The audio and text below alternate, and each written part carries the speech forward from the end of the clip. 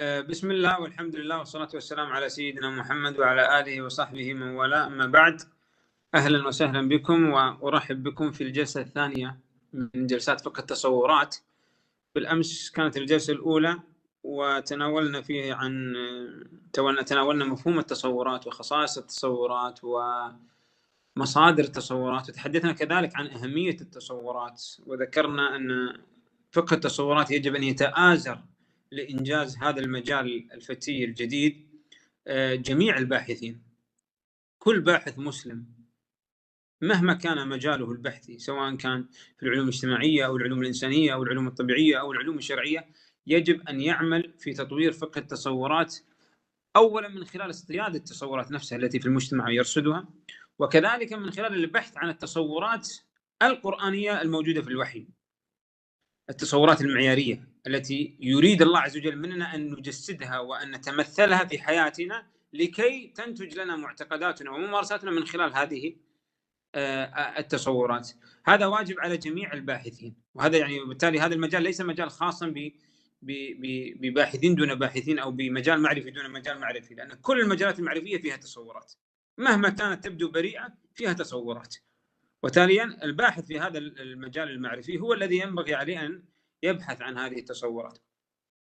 لكننا ذكرنا أيضا أن هذا المجال ينبغي أن يلحق بالعلوم الشرعية من ناحية إجرائية، بمعنى ينبغي أن يلزم به طلاب الشريعة وباحثي الشريعة، لأن الباحثين في الشريعة هم أخطر فئة في المجتمع. إذا فسدت فسد المجتمع، وإذا انحرفت تصوراتها عن الدين انحرفت تصورات المجتمع بعد ذلك. إذا علماء الشريعة كانت تصوراتهم فاسدة، ستكون تصورات المجتمع فاسدة، لأن غالبا المجتمع يتبع العلماء ويستفتي العلماء، وبالتالي إذا كان يستفتيهم سينقلون له التصورات الباطلة، وهكذا سيكون لدينا مجتمع بتصورات باطلة. فإذا يجب أن ننتبه، أول ما ننتبه لعلماء الشريعة، وهذا يعني أنه لا يصح أن نتعامل مع علماء الشريعة على أنهم فقط هم المصدر المعرفة الوحيد. يعني دائما نحن نتعامل معهم على أنهم هم الجهاز الذي يعطينا كل الأفكار ولا نسائلهم في شيء. غير صحيح. يجب أن تسائل، يجب أن تبحث عن الدليل، ويجب أن تحول علماء الشريعة إلى مدروسين، إلى حالات دراسية. يعني هو نفسه عالم الشريعة يجب أن يكون محل البحث. يمكن هو يكون تصوراته فاسدة، يمكن يكون عالم الشريعة لديه تصورات حداثية، تصورات مسيحية، دون أن يشعر مع زخم التصورات في العصر الحديث وسهولة تنقلها من ثقافة إلى ثقافة. كثير من علماء الشريعة لديهم تصورات خاطئة. فإذا لا يصح أن نتعامل مع عالم الشريعة على أنه فقط يرسل ولا يستقبل، لا، يجب أن يكون هو مدروسا كذلك. يجب أن ندرس هذا العالم وتصوراته ونصحح له تصوراته إذا كانت تصوراته خاطئة. ممكن يأتي عالم اجتماع ويصحح لعالم شريعة تصورات الخاطئة عن المجتمع وتصورات الحداثة، أو عالم سياسة يأتي ويصحح لعالم الشريعة تصوراته. فإذا فئة علماء الشريعة هم أكثر حاجة للتصورات، لأنه مثل ما قلنا الناقل للوحي للمجتمع، وبالتالي نحتاج نضمن أن هذا الناقل له وعي سليم، له تصورات سليمة. وفي نفس الوقت لأن هذا العالم الشريعة هو الوحيد يبدو في المشهد الذي يحمل لواء إصلاح المجتمع. السياسي يقول لك أنا ما لي علاقة بالمجتمع، عالم الاجتماع يقول لك لا أنا ما لي علاقة، كل علماء التخصصات الأخرى يقول لك أنا مش وظيفتي إصلاح المجتمع، أنا كأكاديمي وظيفتي أن أبحث المجتمع وأفهمه وأفسر حالته، لكن لا أصلحه.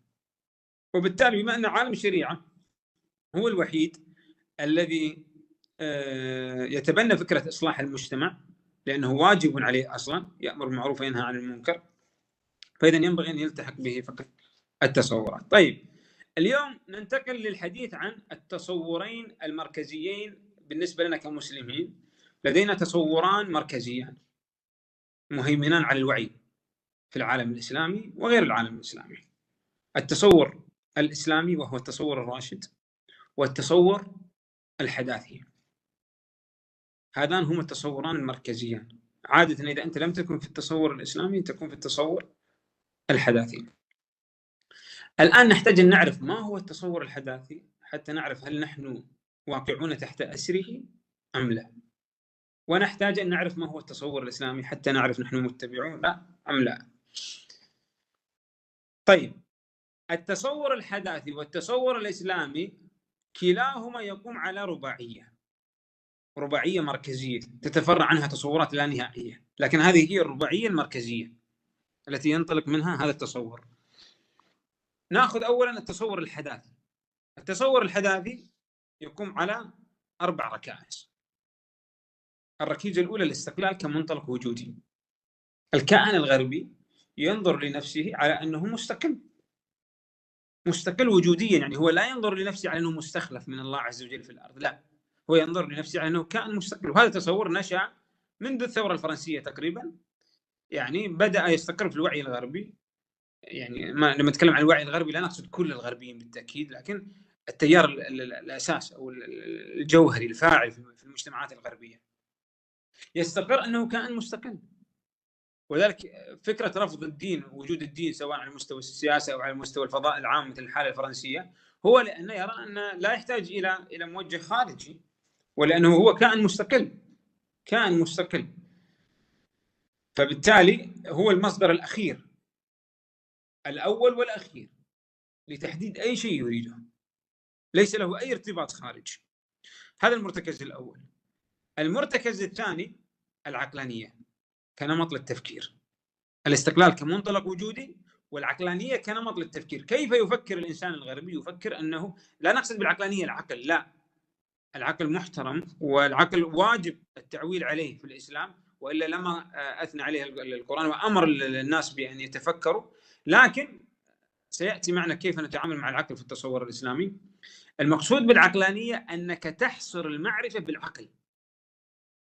يعني الغربي اليوم يعتقد أن العقل وحده هو سبيل الوصول إلى الحقيقة، وتاليا الوحي هذا ليس له قيمة. لماذا؟ لأنه خارج عن دائرة العقل. فالعقلانية إذن تعني التقوقع حول قدرات العقل، وهذه نتيجة طبيعية للاستقلال. إذا أنا استقليت عن كل ما سواي فإذا لا يبقى إلا عقلي هو مصدر التفكير عندي، إذا كنت لا أعترف بما سواي. لكن هذا الأمر لن يستمر كثيرا في الغرب، وهو في الحقيقة صعب على الإنسان أن يعول عليه. ولذلك تجد العرافين منتشرين جدا في أوروبا، وكثير من بعض الرؤساء الأوروبيين لديه لقاءات مستمرة ودائمة مع العرافين للتنبؤ بمآلاته السياسية وغير الأخير. وهذا طيب شغل خارج العقل يعني. لكن بصرف النظر، الدعوة الآن الموجودة أن الغربي يريد أن يعول على عقله فقط لمعرفة يعني في تحديد موقفه من القيم وموقفه من المعرفة وغير ذلك. الركيزة الثالثة الفردانية كمنطق للممارسة. إذن عندنا الاستقلال كمنطق للوجود، والعقلانية كمنطق للتفكير، والفردانية كمنطق للممارسة. بمعنى كيف يتصرف الإنسان الغربي؟ نحن قلنا يفكر بناء على العقلانية، يعني أنه لا يريد غير العقل سبيلا للوصول إلى الحقيقة.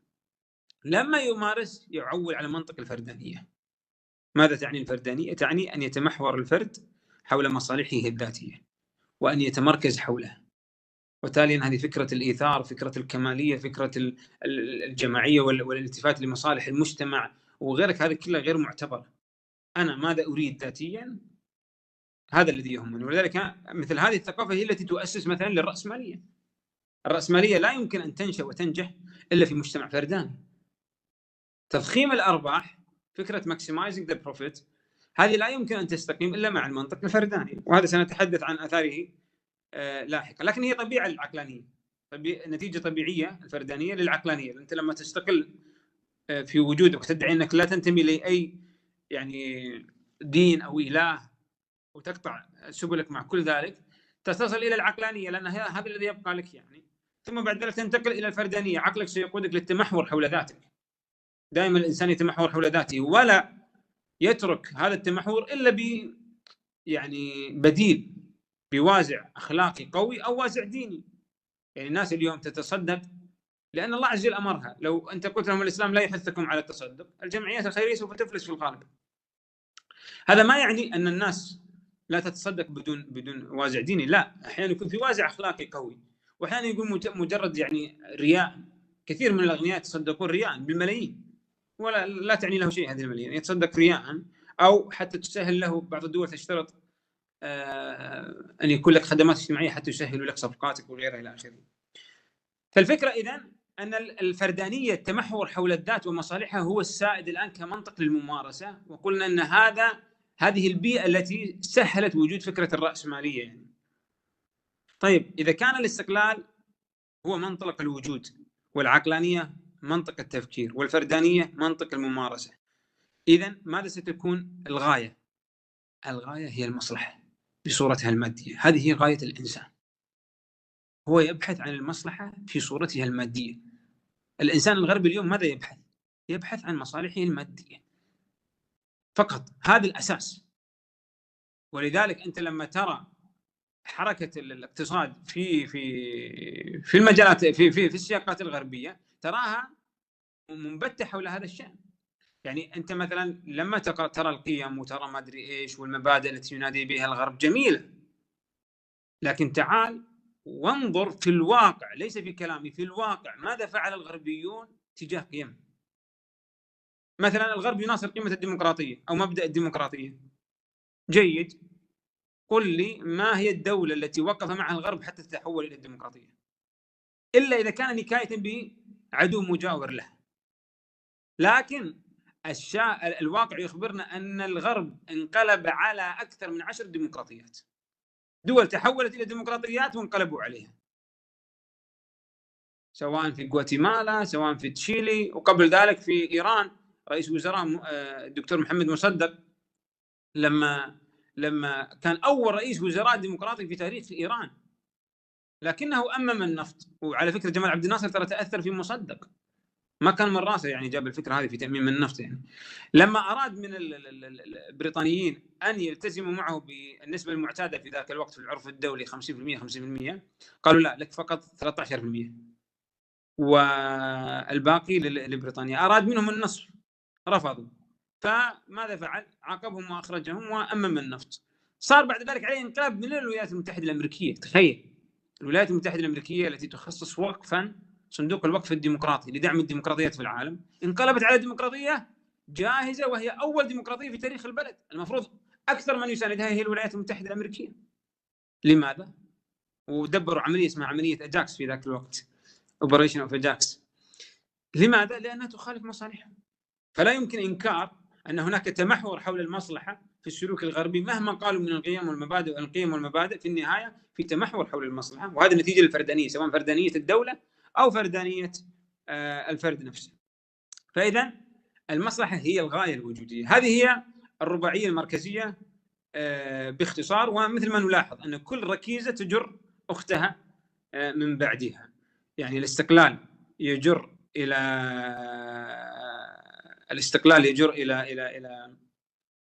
الى نسيت والله. الاستقلال يجر الى العقلانيه كمنطق للتفكير، والعقلانيه تجر الى الفردانيه، وهذا كله يقود الى فكره المصلحه.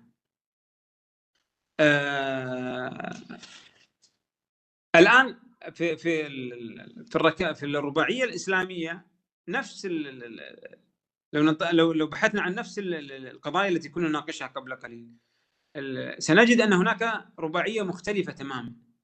يعني كمنطلق للوجود بالنسبه للمسلم ينطلق من فكره الاستخلاف، هو لا ينطلق كالغربي الحداثي من فكره الاستقلال. لا، هو يعتقد انه في هذه الارض امتداد للوجود الالهي. الله عز وجل اوجده في هذه الارض ليقوم بمهمته، ليقوم الناس بالقسط. فانا مستخلف في هذه الارض، انا لست موجودا منبتا عن كل شيء، لا، انا مستخلف. وبالتالي هذا سينعكس على منطق تفكيري، وسينعكس على ممارستي، وسينعكس على غايتي في هذه الحياه.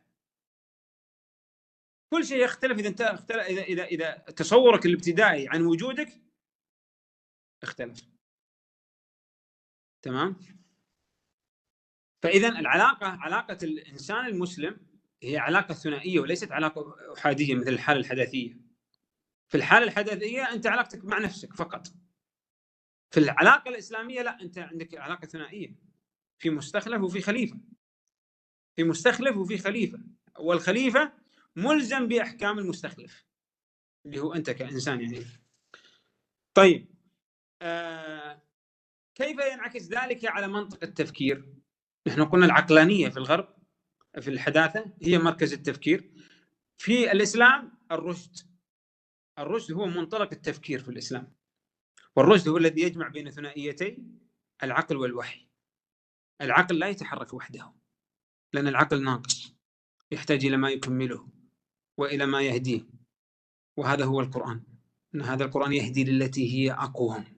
العقل أحيانا لا يعرف أين هو الأقوم، فيأتي الإسلام ويكمل هذه الثغرة. والوحي دون العقل لا يتفاعل.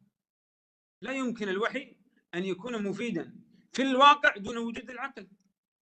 أنت تخيل واحد مجنون يقرأ الوحي، كيف يترجمه للواقع؟ أو واحد غير عاقل يعني سفيه يقرأ القرآن، كيف سيترجمه للواقع؟ لا يتحقق الوحي إلا بوجود وعي وتعيها أذن واعية. هذه الأذن الواعية إذا كانت غير موجودة مشكلة. كيف نطبق الوحي؟ فلا يمكن الاستهتار بالعقل، لأن العقل هو ناقل الوحي للوجود. الوحي لا يتجسد بذاته في الحياة، هو مجرد نص. الذي ينقل الوحي إلى الواقع هو الإنسان بعقله. فحتى نضمن فاعلية الوحي نحتاج إلى توسط العقل الإنساني في هذه المسألة. بدون العقل الإنساني لا يتجسد الوحي. بعد العقل الإنساني إذا كانت تصوراته خاطئة فإنه سيفهم القرآن وفق لتصوراته الخاطئة، وهنا تكون مشكلة أكبر. لذلك لابد من الوعي وتعيها أذن واعية. الوعي تكلمنا عنه المرة اللي طافت في الجلسة الماضية، وسنتكلم عنه في جلسة مستقلة، يعني حلقة مستقلة عن الوعي، لأنه هو الذي يستهدفه القرآن. هو الذي يستهدفه القرآن، أن يكون واعيا منتبها للتصورات الفاسدة والخاطئة، ويدرك ما وراء الأحكام والتكاليف. طيب إذن الرشد هو مجموع الوحي والعقل، كل منهم يكمل الآخر. هذه الحالة هي المطلوبة، حالة التكامل بين العقل والوحي، ومجموعهما يسمى الرشد. الذي يلجأ إلى الوحي دون عقل لا يكون راشدا، والذي يلجأ إلى العقل دون الوحي لا يكون راشدا. الرشد هو مجموع الأمرين. ولذلك الحداثة ليست راشدة. لماذا؟ لأنها استغنت عن المصدر المعصوم وهو الوحي. العقل ممكن يكتشف أشياء كثيرة لكنه لا يحسم نزاعات البشر. العقل لا يحسم نزاعات البشر. الآن أنت شفت مثلا العنصرية اللي في تركيا في الانتخابات الأخيرة. كمال أوغلو خصم أردوغان تقريبا فاز ب 46% أظن أو شيء من هذا القبيل. يعني أنت تتصور ما يقارب 50%، نصف المجتمع التركي، يعني ممكن نقول تجوزا أنه كان مع الخطاب العنصري. يعني كمال أوغلو كان سنده الأساس خطابه العنصري ضد الآخرين. طيب إذن مشكلة. العقل مثلا في الحالة التركية لا يكاد يحسم المسألة.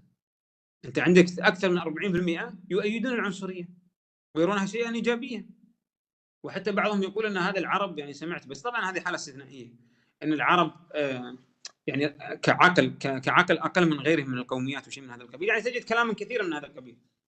فلو شاع مثل هذا التصور في مجتمع معين، العقل لا يستطيع أن يعصمه، لأن العقل في النهاية هو نتيجة تصوراتك، ما تضعه فيه. يعني عقلك هو إناء، كل ما ملأت هذا الإناء قد تملأه بأشياء فاسدة فيكون عقلك فاسدا، قد تملأه بأشياء صحيحة وبالتالي يكون عقلك صحيحا. العبرة بما تملأه. ولذلك تصحيح التصورات المتبادلة مثل ما سنناقش في النهاية هو مفيد، لأنه يصحح لي عقلي ويصحح لك عقلك.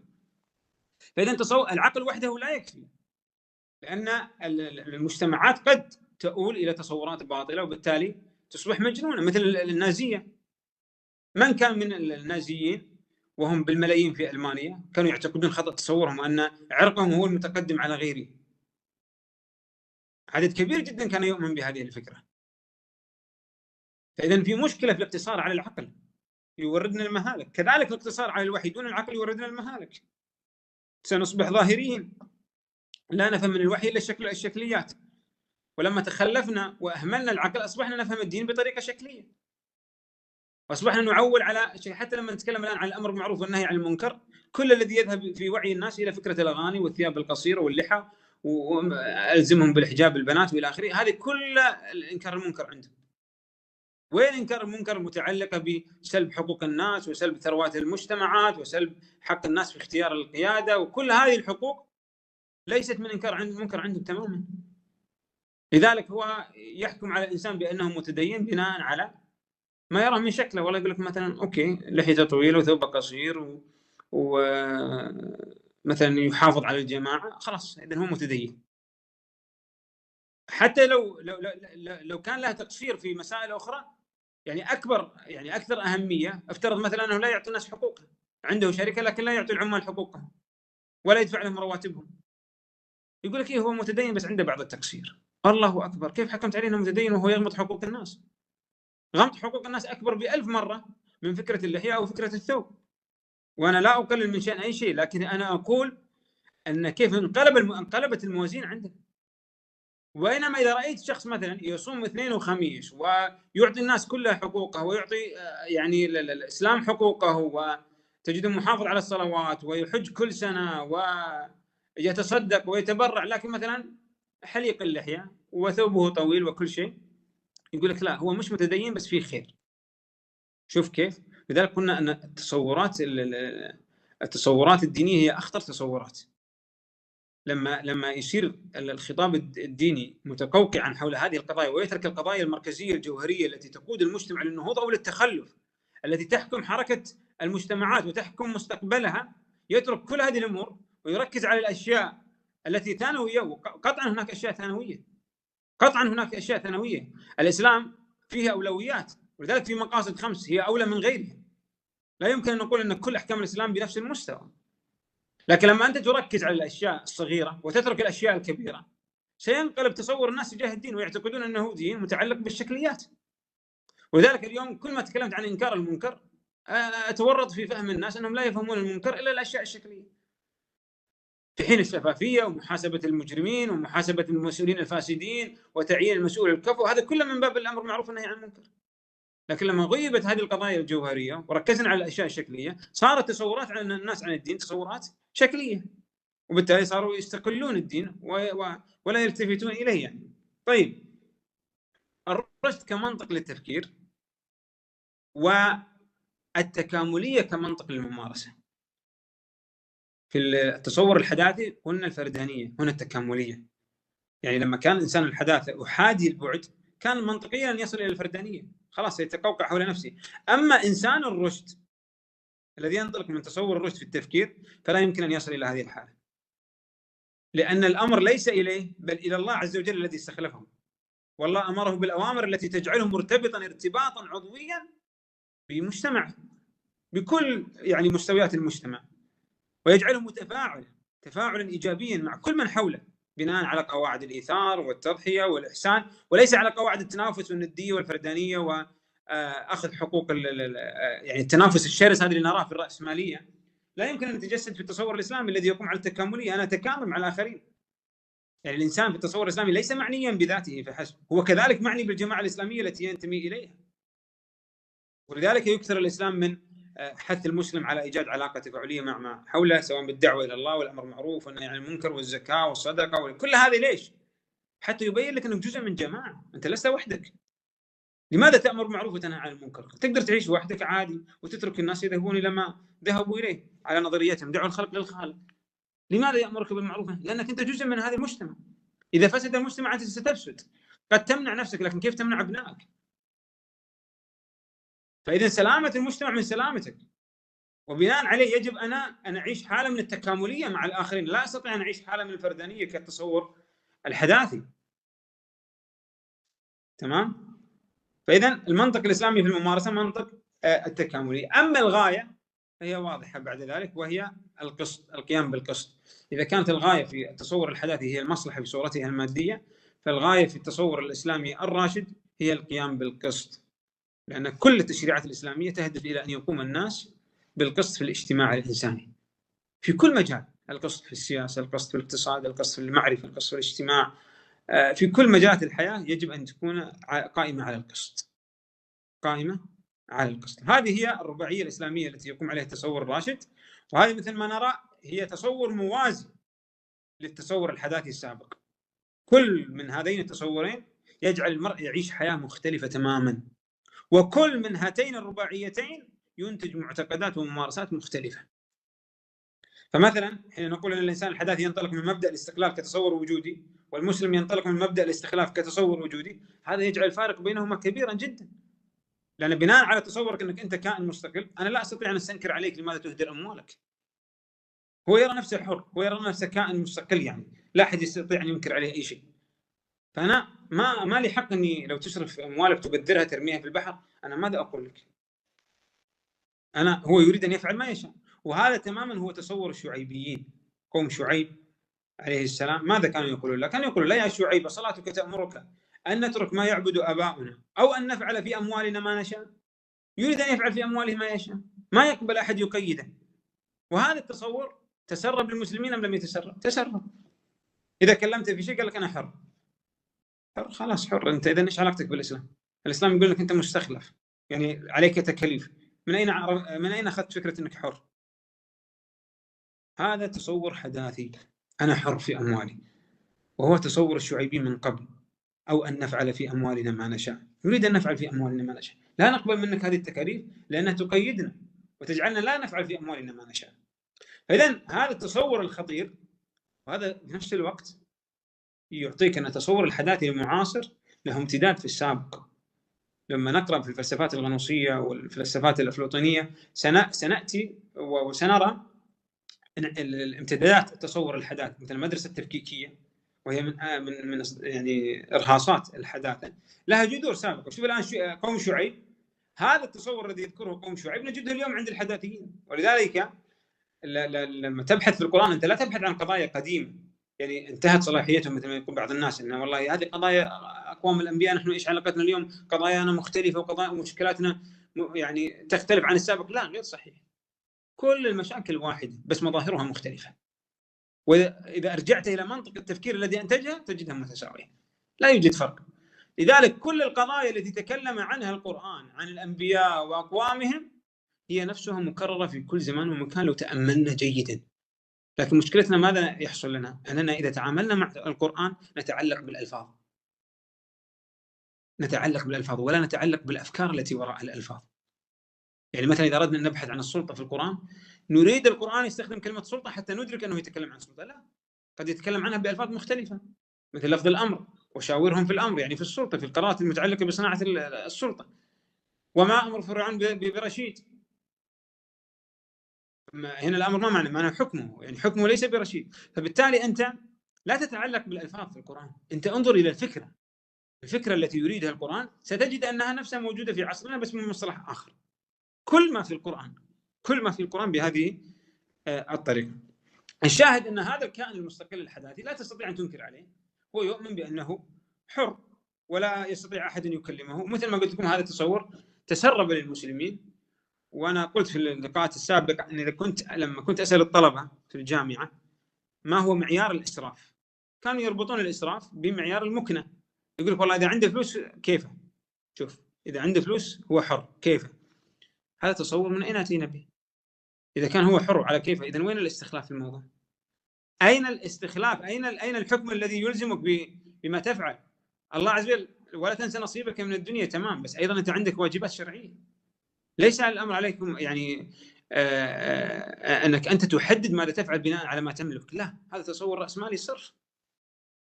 هذا تصور رأسمالي، وهو في الحقيقة يرتد إلى التصور القاروني. مثل ما قلت أنا، كل تصور معاصر إلا وتجدون له تصور سابق. يعني قارون إيش طلبوا منا قومه؟ ما طلبوا منا شيء كثير. وابتغي فيما آتاك الله الدار الآخرة ولا تنسى نصيبك من الدنيا. قالوا لا أوكي، حافظ على اللي عندك، ما عندك مشكلة، وأحسن كما أحسن الله إليك ولا تبغي الفساد في الأرض.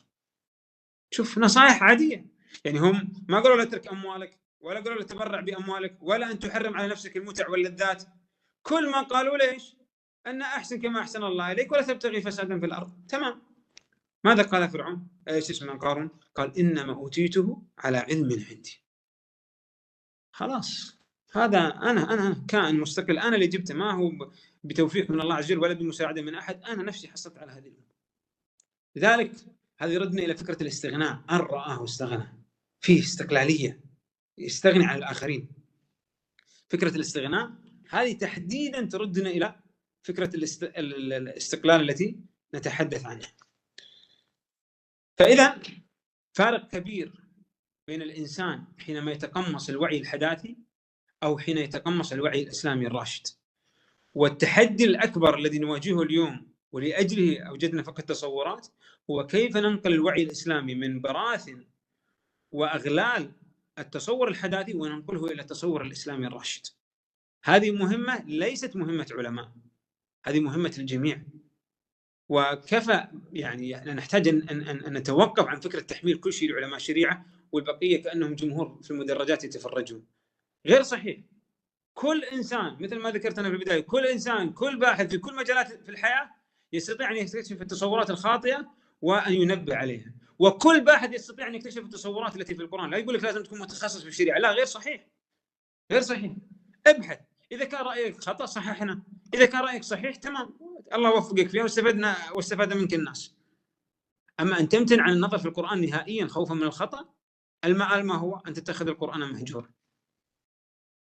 أنا ما قلت لك تحول إلى مفتي، أنا أقول لك اذهب، يمكن الله يفتح عليك أكثر مما يفتح عليك. يمكن باحث في علم الاجتماع يفتح الله عليه في استكشاف التصورات الاجتماعية في القرآن أكثر من عالم الشريعة اللي 40 سنة هو يجلس في الشريعة. ليس له علاقة.